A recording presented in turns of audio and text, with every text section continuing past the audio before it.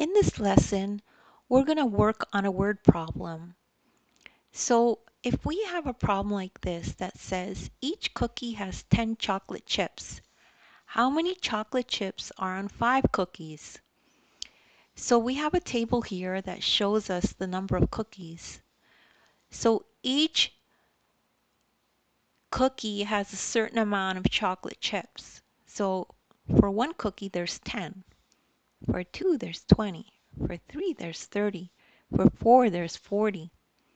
So if you notice, the number of chocolate chips increases by 10 each time. So we're really just step counting by 10 to find the answer. So 10, 20, 30, 40, 50.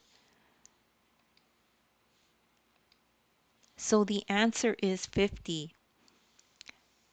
And don't worry if you don't get this right away. You just need to practice your skip counting. And don't get intimidated by a word problem.